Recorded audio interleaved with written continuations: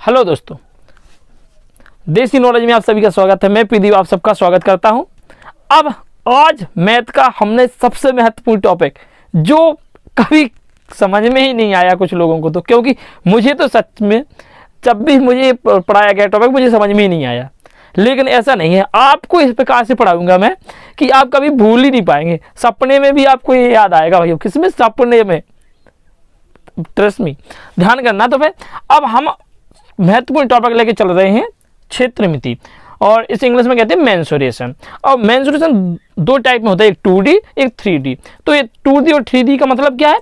2D का मतलब है कि इसमें दो शाखाएं दी जाती हैं, दो भुजाएं दी जाती हैं। जैसे इसमें लंबाई और चौड़ाई, लंबाई चौड़ाई, लंबाई चौड़ाई, और साथ में ऊंचाई जुड़ जाए। जैसे हमारा घनाभ, घन, शंकु, ये होते हमारे 3, उसमें ऊंचाई आ जाती, लंबाई चौड़ाई और ऊंचाई, तो उसे कहते हैं 3D, यानी 3 भुजाएं होती हैं, तो उन्हें 3D कहते हैं। समझ में आ रहा है ना?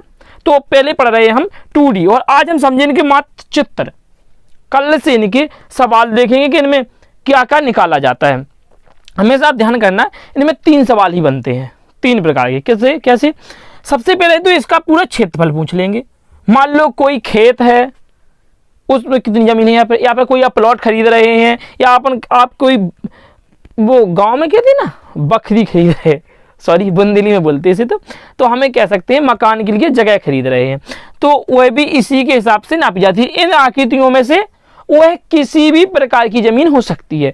माना जाए कि आयताकार हो सकती है, आयत है ना, वर्गाकार हो सकती है, सामंत चतुर्भुजकार हो सकती है, तो इनसे हम उसका क्षेत्रफल निकाल सकते हैं। क्षेत्रफल बोलते हैं एरिया को इंग्लिश में, ठीक है। अब हमें अब ये बताना है क्या कि आप देखिए कि ये क्या है, ये क्या है, ये क्या है, और इंग्लिश और हिंदी दोनों में है। ध्यान रखना, ऐसा नहीं कि हम इंग्लिश वाले कहोगे कि सर जी हिंदी वालों के लिए, नहीं, दोनों के लिए है। और हमें तो ध्यान रखना कि हमें समझना है, रटना नहीं है, ध्यान रखना। चलिए पढ़िए। अब आगे बढ़ते हुए हम चलते हैं। सबसे पहले आयत। आयत क्या कहता है? आयत में होती है 2 भुजाएं। कौन कौन सी होती? लंबाई और चौड़ाई। क्या होती? लंबाई और चौड़ाई। ये है हमारी लंबाई और ये हमारी चौड़ाई, ठीक है। लंबाई चौड़ाई, ये तो यहाँ पे जितने भी आपको ये सामने दिख रहे हैं, इसमें 2 ही चीजें मिलेंगी आपको, 2 ही भुजाएं मिलेंगी, ठीक है। तो अब हम क्या समझेंगे, हमें ये समझना है कि इसे बोलते क्या है, इस आकृति को, जिसकी आमने सामने की भुजाएं बराबर हो। जैसे ये इतनी लंबाई है, ये लंबाई इधर बराबर है, ये चौड़ाई है इधर, तो ये चौड़ाई भी बराबर है। तो आमने सामने की भुजाएं बराबर हो, उसे हम आयत कहते हैं। क्या कहते हैं? आयत कहते हैं। और आयत इंग्लिश में क्या बोलते हैं? रेक्टेंगल। क्या कहते हैं? रेक्टेंगल। हिंदी में कहते हैं आयत, इंग्लिश में कहते हैं रेक्टेंगल। और इनमें 3 ही प्रकार के सवाल बनते हैं। वह 3 प्रकार के कौन कौन से सवाल बनते हैं? एक तो बनता है इसका क्षेत्रफल। क्या बनता है? क्षेत्रफल। दूसरा बनता है इनका विकर्ण, विकर्ण। और तीसरा बनता है इनमें परिमाप, या फिर परिधि भी कह सकते हैं। क्या बोलते हैं? परिमाप। अब ये 3 सवाल बनते हैं, तो ये 3 कहते किस किस को हैं? तो क्षेत्रफल कहते हैं जो अंदर वाली पूरी जगह है। आगे वाले वीडियो में हम और अच्छी डिटेल में समझेंगे। जब हम केवल आयत को पढ़ेंगे, केवल वर्ग को पढ़ेंगे, तो उसमें और डिटेल में समझेंगे हम, ठीक है। अभी तो हमको एक डेमो देना है, ठीक है, एक डेमो देखते चलना है। तो इसकी जो अंदर की जगह है, जितनी भी अंदर की जगह है, इस जगह में को कहते हैं हम क्षेत्रफल। जैसे इसके अंदर भी है जितनी जगह है, तो इस क्षेत्रफल कहते हैं। ये समझना है, ये बाउंड्री है, बाउंड्री के अंदर की जितनी भी जगह, ये बाउंड्री है, बाउंड्री के अंदर की जितनी भी जगह है उसे हम क्षेत्रफल कहते हैं। क्या कहते हैं? क्षेत्रफल या एरिया कहते हैं, ठीक है। क्योंकि क्षेत्रफल कम लोगों को समझ में आता है, एरिया ज्यादा लोगों को कहते हैं मेरा एरिया है। मूवियों में देखा होगा आपने, मैं इस एरिया का भाई हूं, है ना। तो वह एक क्षेत्र बना देते, उसे कहते हैं एरिया। कोई गांव का, कोई मोहल्ले का, कोई शहर का होता ना क्षेत्रफल या क्षेत्र होता ना, एरिया होता ना, तो उसी को ही ये अंदर वाला इसको बोलते हैं एरिया। तो सबसे पहला सवाल तो इसमें एरिया का ही बनता है। दूसरा सवाल विकर्ण। विकर्ण क्या कहलाता है कि मान लो ये बाउंड्री है, एक हमारे पास बाउंड्री बनी हुई है, हमारे पास एक बहुत ये मान लीजिए 10 फुट है। कितनी है? 10 फुट। ये है 5 फुट, और हमारे पास एक बांस है, वो है 12 फुट। कितना है? 12 फुट का। तो बताइए 12 फुट का बांस क्या इस बाउंड्री के अंदर रख सकते हैं हम? बोले हाँ। ऐसे में रखेंगे तो 10 आएगा, 2 निकला रहेगा। अगर हम कहें कि अगर ऐसे में रख दिया जाए, तो ये देखिए, ये तो आ जाएगा ऐसे में, यही चीज को तो विकर्ण कहते, जो इस कोने से उस कोने तक लंबे से लंबा बांस रख सकते हैं ना, हम लंबे से लंबा कोई भी चीज लंबी से लंबी रख सकते, इस कोने से लगा के उस कोने तक, इसी को कहते हैं हम क्या, विकिरण। क्या कहते हैं, विकिरण। ये हमारा विकिरण हो गया। और आप ये बाउंड्री देख रहे हैं, जो ये बाउंड्री, इसी बाउंड्री को बोलते हैं हम परिमाप। क्या बोलते हैं, परिमाप। मान लीजिए इस लंबाई एक बार, फिर चौड़ाई गिनी जाएगी, फिर लंबाई गिनी जाएगी, फिर चौड़ाई गिनी जाएगी, इसको कहते हैं परिमाप। इस बाउंड्री से चलना कोई इंसान प्रारंभ करे और इसी बाउंड्री तक वापस आ जाए, उसे कहते हैं हम परिमाप। मान लो एक खेत है, तो खेत की वो होती है ना मेड़, तो इस मेड़ से अगर इधर से चलता पूरे खेत का चक्कर लगा के उधर उसी स्थान पे आ जाए, तो उसे कहते हैं हम परिमाप। क्या कहते हैं, परिमाप कहते हैं। इसी प्रकार हर सवाल में यही 3 चीजें पूछी जाती हैं। इसमें भी वही क्षेत्रफल पूरा अंदर वाला, और विकिरण वही बीच वाला, और परिमाप वही पूरी बाउंड्री। तो इसी प्रकार की हम इसको और डिटेल में समझेंगे आगे। अभी तो हम सिर्फ डेमो दे रहे हैं कि ये क्या है, ये क्या है, ये क्या है। तो अगला चित्र है वर्ग। तो आपको आयत समझ में आ गया, आमने सामने की भुजाएं बराबर होती है, उसे हम आयत कहते हैं। इसमें क्या होता है, इसमें चारों भुजाएं एक सी होती हैं, जितनी ही लंबाई होती उतनी ही चौड़ाई होती है, चारों भुजाएं एक सी होती हैं। यानी ये 5 है तो ये अपने आप 5 होगी, ये भी 5 होगी, ये भी 5। अगर ये 10 है भुजा, ये 10 होगी, 10 होगी, 10 होगी। तो इसे कहते हैं हम वर्ग। क्या कहते हैं, वर्ग। और इंग्लिश में क्या बोलते थे, स्क्वायर बोलते। क्या बोलते, स्क्वायर। अगला है हमारा समांतर चतुर्भुज। क्या है, समांतर चतुर्भुज। अब समांतर चतुर्भुज में क्या होता है, ये जो आयत है ना, आयत के ही आधार पे बनाया गया है, इसकी भी आमने सामने की भुजाएं बराबर होती, लेकिन बस इसमें एक कमी होती। वह कमी क्या होती, इनके कोण अलग अलग होते हैं। एक कोण और एक कोण बराबर होते, एक कोण और एक कोण बराबर होते।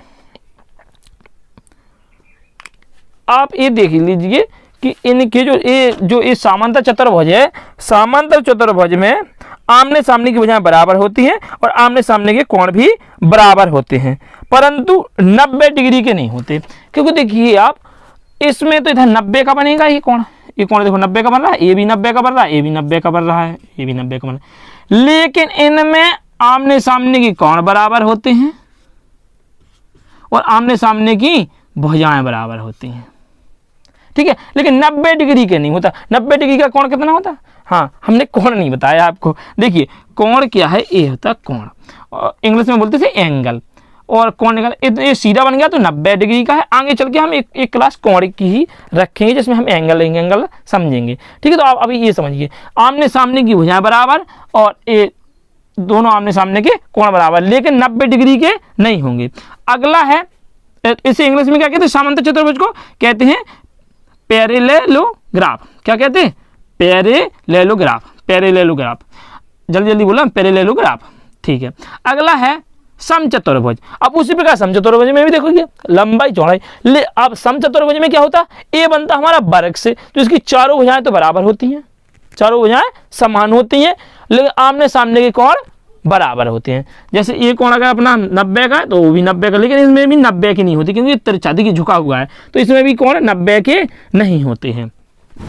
ये हमारा आयत से बनता, ये हमारा वर्ग से मिलकर बनता। तो क्या बोलते थे, समचतुर्भुज कह सकते। एक नाम इसका समचतुर्भुज है और दूसरा नाम इसका समबाहु चतुर्भुज है। समबाहु क्यों कहते, क्योंकि सभी समान हैं भुजाएं, बाहु में होता भुजाएं, तो ये सब समान है भुजाएं, इसलिए समबाहु चतुर्भुज कहते हैं। ये चतुर्भुज के रूप चल रहे हैं, ये हमारे चतुर्भुजी चतुर्भुज। चतुर्भुज किसे कहते हैं, जिसकी 4 भुजाएं, 4 कोने हों, जिसके 4 भुजाएं हों उन्हें हम चतुर्भुज कहते हैं।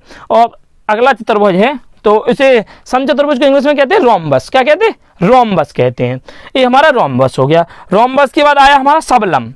अब देखिए समलंब है, ये भी एक चतुर्भुज है। देखिए 4 कोने दिखाई दे रहे हैं आपको, लेकिन इसमें क्या होता है, इसमें आमने सामने की भुजाएं बराबर नहीं होती हैं। ध्यान देखना, देखिए ये छोटी है, ये बड़ी है, इनमें दोनों को जोड़कर और इसमें ऊंचाई का गुणा किया जाता है, हमारा समलंब होता है। तो समलंब को इंग्लिश में कहते हैं ट्रेपेजियम। जब हम इसको डिटेल में पढ़ेंगे तो आपको बहुत अच्छी तरह से समझ में आएगा। तो आप ये समझ लेना अभी तो इतना कि ये हमारा क्या है, समलंब है।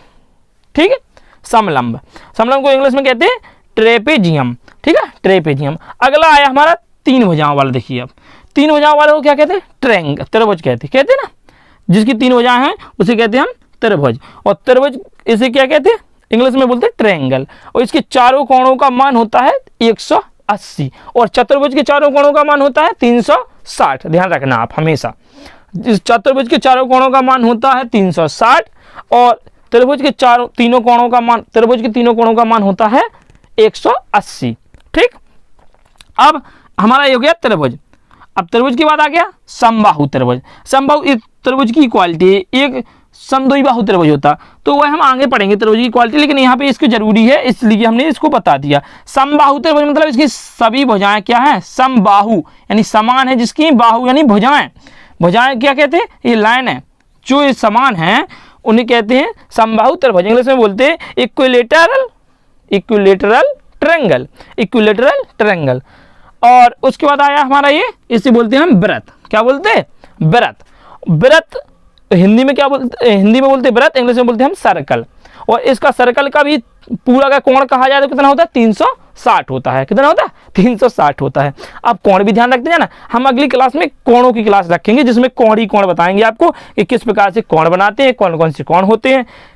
थोड़ा कोण, क्योंकि इसमें वैसे कोणों की जरूरत नहीं पड़ेगी, अंक गणित का ही एडवांस गणित में ही, लेकिन अंक गणित का ही रूप है, इसमें पूरे अंकों का काम होता है।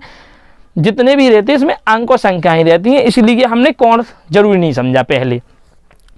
लेकिन अब हम आपको जब इसका अगला इसमें प्रमेय पढ़ेंगे तो उसमें हम कोण जरूर समझ लेंगे, कोण प्रमेय पढ़ने से पहले कोण समझ लेंगे। ठीक है, तो ये व्रत है, व्रत को इंग्लिश में सर्कल कहते हैं। सर्कल का जो कोण होता है, जो सर्कल का कह सकते हैं हम कोण होता है जो पूरा, वो कितना का होता है, 360 का होता है। सर्कल 360 होता है और ये चतुर्भुज भी 360 होता है, लेकिन त्रिभुज 180 कोण का होता है।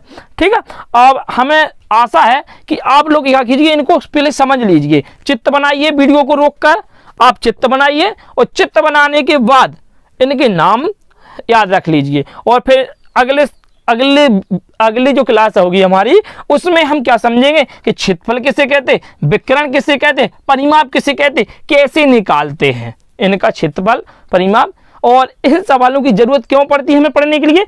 तो देखिए, हम कभी जमीन खरीदते, कभी शहरों में भी प्लॉट्स खरीदते और कई प्रकार के मकान बनवाते, तो उनके लिए हमारे कोई टंकी, पानी की टंकी बन रही है, तमाम चीज़ें हमारे जीवन में, समझ लो डेली के जीवन में यूज है। ये गणित का ये वाला टॉपिक क्या है, जीवन में हमारे डेली यूज है, डेली यूज, क्योंकि हमें ये आकृतियाँ मिलती ही रहती हैं और हम इनका जानते कुछ नहीं हैं।